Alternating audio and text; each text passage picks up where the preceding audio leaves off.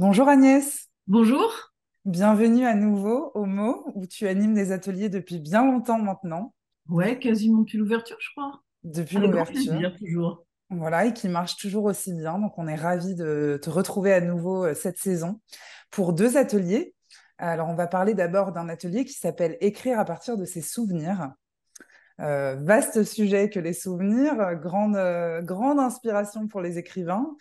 Avant de parler spécifiquement de cet atelier, j'aimerais te demander qu'est-ce que tu dirais à un participant qui se demande comment sauter dans le grand bain de l'écriture? Qu'est-ce que tu lui donnerais comme conseil? Alors, je pense à une phrase que j'ai entendue dans la bouche de Modiano qui dit qu'écrire, au moment où on le fait, c'est toujours un peu plongé dans un bain d'eau froide. Donc, pour un participant, c'est vrai qu'il y a toujours un petit moment où ça fait un peu peur et c'est un peu plongé dans un bain d'eau froide. Mais une fois qu'on a trempé le doigt de pied, puis la jambe et ça, après, on adore ça. Et qu'en fait, ce qui me plaît, mais vraiment tellement dans les ateliers, c'est en dehors de l'écriture, en fait. C'est vraiment le côté humain de la chose, c'est de voir les participants euh, trouver leur voix avec un X et prendre confiance en eux. Et en fait, ça se voit sur leur visage, ils sont ravis. Ils Hmm. sont ravis parce que, pas toujours, mais très vite, et souvent, ils se relisent, parce que dans les ateliers, on écrit, puis on se lit. Ils se lisent et je pense qu'ils ont ce truc qu'ont tous les romanciers, parfois, quand on a réussi un truc, on se dit, ah, c'est moi qui ai écrit ça. Voilà. Hmm. Et là, quel que soit le but des gens qui viennent, il y a des gens qui veulent absolument écrire, publier, mais on peut écrire pour le plaisir, ça peut être un loisir, enfin voilà, quel que soit le but, il y a toujours ce moment-là et ça vient assez vite. Donc, ça fait un petit peu peur, mais c'est toujours bienveillant. Et il y a aussi une dynamique de groupe dans les ateliers. J'en parle d'autant plus que, comme écrivain, moi, je travaille tout le temps toute seule et que quand je les vois écrire en groupe, je suis toujours un peu fascinée. Je me dis, ah, et qu'en fait, ça, c'est un truc, mais tellement doux d'être à plusieurs, d'écouter les autres. On apprend plein de choses. C'est très rassurant, Hmm. en fait. Je pense que parfois, en tout cas pour les gens qui n'ont jamais fait d'atelier, ils se disent ah merde, c'est comme à l'école, et les gens ils écoutent, on est jugé. Pas du tout. C'est pas du tout ça. C'est tout le temps bienveillant et c'est très rassurant et c'est très motivant. Voilà. Et on Ok. apprend plein de choses des autres aussi, pas que de ce que je peux raconter. Et super, c'est hyper clair. Et qu'est-ce que tu dirais à quelqu'un qui, au contraire, a déjà pas mal roulé sa bosse dans les ateliers d'écriture, qui en a déjà fait plusieurs, peut-être d'autres avec toi d'ailleurs, et qui arrive sur tes ateliers en se demandant, bon, est-ce que ce serait pas un peu débutant pour moi? Qu'est-ce que tu dirais à cette personne-là? Alors moi, j'ai toujours et des débutants et des confirmés. Les ateliers, l'atelier écrire à partir de ses souvenirs, c'est pour les débutants ou les gens qui ont déjà une pratique de l'écriture, hein. Parce que je suis assez exigeante, en fait, D'accord. avec tout le monde. En fait, on peut être exigeant avec des débutants ou des confirmés. C'est la même exigence. Euh, et en plus, à chaque fois, pour les gens, par exemple, il y a des gens qui font beaucoup d'ateliers homo. Et même quand je vois des gens qui reviennent tout le temps dans mes ateliers, je leur dis de temps en temps changer de crèmerie un peu parce que vous allez avoir affaire à d'autres personnalités. Hmm. Donc, c'est toujours important la personnalité de celui qui anime l'atelier. Bien sûr. On n'a pas la vérité infuse, mais on a tous une expérience et une manière de voir l'écriture. Et elle est toujours différente. Donc, pour les gens qui ont l'habitude, effectivement, eh ben, quand ils changent d'animateur, ils peuvent changer de concept. Hmm. Bien Voilà. sûr. Ou ils peuvent entendre des choses très différentes. Et je pense que ça, c'est utile parce que on peut trouver ce qui nous convient. Ok. On peut avoir fait des ateliers qui plaisent, et puis tout d'un coup, quelqu'un dit quelque chose que quelqu'un d'autre n'a pas dit, et ça résonne. Voilà. Ok. Euh, et en plus, je dis ça parce que très dernièrement, j'ai eu un participant qui vient de publier son livre. à la rentrée littéraire et ça marche plutôt bien. Donc, je suis super contente. Et qui a commencé le livre à l'atelier. Lui, il écrivait vraiment bien. Voilà. Il y avait des petites choses à affiner, à ajuster, mais bon, voilà, il avait déjà ce qu'on appelle un niveau confirmé. Et en fait, on a beaucoup discuté parce qu'il m'a invité à plein de trucs qu'il a fait.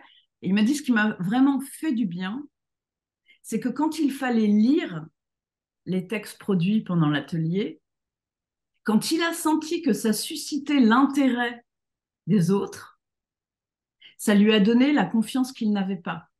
Il n'était Hmm. pas sûr que le sujet intéressait, etc. Et que ça a tout changé. Ah, c'est Voilà. beau. Ça, c'est pour les gens qui ont de la pratique, voire même, j'ai déjà eu des participants qui avaient publié des livres. Oui. J'en ai Bah, déjà eu. Donc, j'en profite justement pour dire aux participants qui ne connaissent pas les mots ou qui découvrent tes ateliers que, on a toute une palette de gens qui sont passés par les mots, des ateliers aux mots et qui ont publié par la suite avec des projets qu'ils ont entamés ou qu'ils ont amorcés à l'école. Donc, exactement, et des projets très divers. J'ai eu sur un atelier où c'était Oser se lancer, qui est vraiment un truc où on fait des tas d'exercices très différents, etc. Une participante qui a sorti un roman graphique, hmm, hein, qu'elle a en fait mis au point dans l'atelier. Donc, encore une fois, je tiens à dire ça aussi, quelle que soit la façon dont les gens envisagent l'écriture, aujourd'hui on est obligé de prendre en compte les blogs, Instagram, etc. L'atelier, c'est toujours un endroit où on peut expérimenter des choses, trouver son style, sa voix, sa manière de susciter l'intérêt, etc. Donc voilà, il n'y a peu pas importe tous le les gens qui format. veulent Ouais. publier des romans sur papier. Hmm. Très bien, très clair. Super. Bah, écoute, parlons-en de cet atelier écrire à partir de ses souvenirs. Bon, je pense que c'est assez explicite dans le titre, mais est-ce que tu veux nous dire en quelques mots pourquoi ce titre et cet atelier-là et qu'est-ce que tu vas y faire?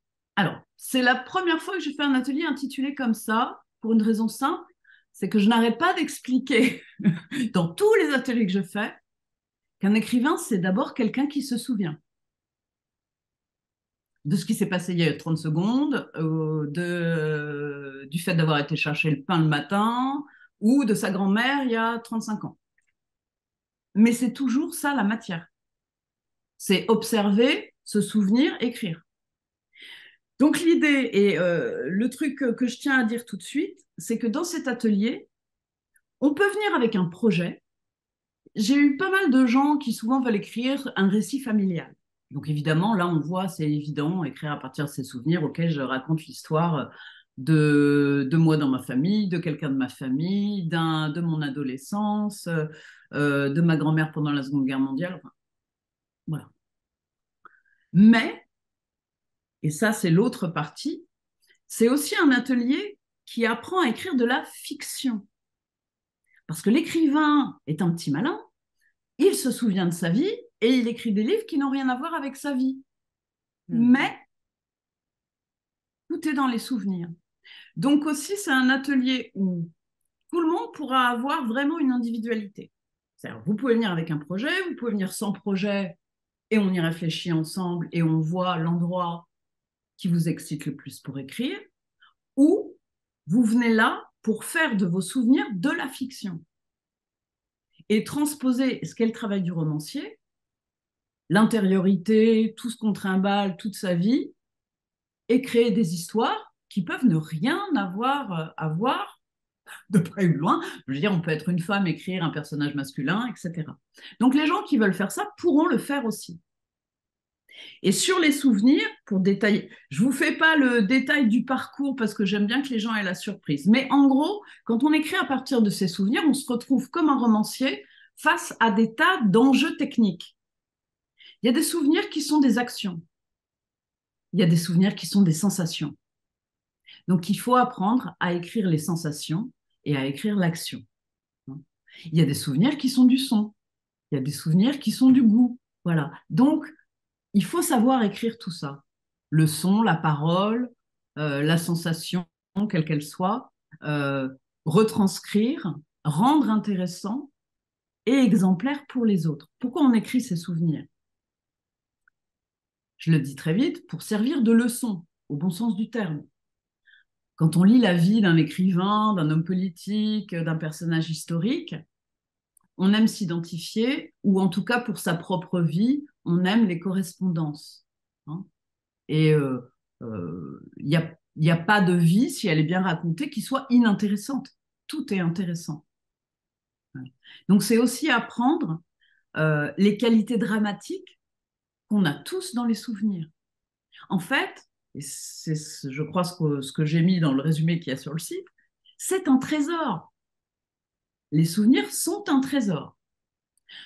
Je dis aussi que dans les ateliers comme ça, les gens peuvent raconter des choses difficiles.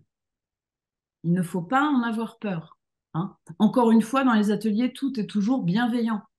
On peut raconter une enfance traumatique. Hein. On peut raconter un événement malheureux. Voilà.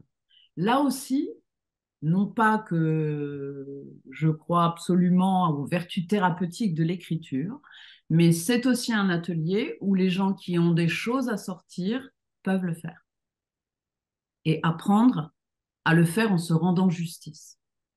Ça, c'est très important. Ok. Et c'est vrai que ça fait du bien. J'ai déjà eu le cas dans des ateliers, formuler les choses, les écrire, les rendre lisibles par d'autres. C'est quelque chose qui permet même de mieux comprendre ce qui est arrivé. Donc, voilà, le panel est vaste. Super. Ça fait toujours des groupes très divers. Et ça, c'est très enrichissant. Super, merci beaucoup Agnès. Pour résumer rapidement cet atelier, donc, qui est en 8 séances de 2 heures chacune, un atelier hebdomadaire, il a lieu à l'école ou en visio. Vous pouvez le choisir si vous êtes débutant ou confirmé, si vous écrivez sous un format plutôt fiction ou un format autobiographique. Vous allez y écrire, vous allez y lire, vous êtes en groupe. Vous pouvez venir avec tous vos petits bagages émotionnels, vous serez les bienvenus. Et choisissez-le si vous souhaitez puiser dans votre trésor, Je rajoute c'est-à-dire vos juste une souvenirs. chose, Sarah, Oui, pour mettre les gens à l'aise, parce que parfois les emplois du temps sont très compliqués pour les gens. Hein. Dans mes ateliers en général, je m'arrange toujours pour qu'il n'y ait pas de travail à la maison, comme on dit à l'école. Donc, on écrit à l'atelier, il y a la lecture, il y a mes remarques, et les gens n'ont qu'à, à partir des remarques chez eux, me renvoyer un texte propre où ils ont tenu compte de ce qu'ils voulaient dans mes remarques. Voilà. Et on fait un petit livret que j'envoie en PDF où figurent tous les textes. Donc c'est chouette aussi, les gens ont vraiment un truc concret à la fin de l'atelier. Voilà. Mais que les gens ne soient pas inquiets, c'est pas genre 3 heures d'écriture en plus. Souvent, à la vérité, entre les enfants, le boulot, machin, bon, il y a peu de gens qui ont le temps. Hein. Donc là-dessus, je fais gaffe à ça et le travail, c'est majoritairement à l'atelier. c'est noté Agnès. Merci beaucoup. Voilà.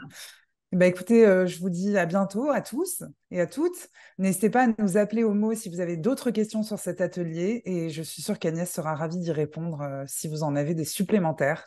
Et je vous dis à bientôt.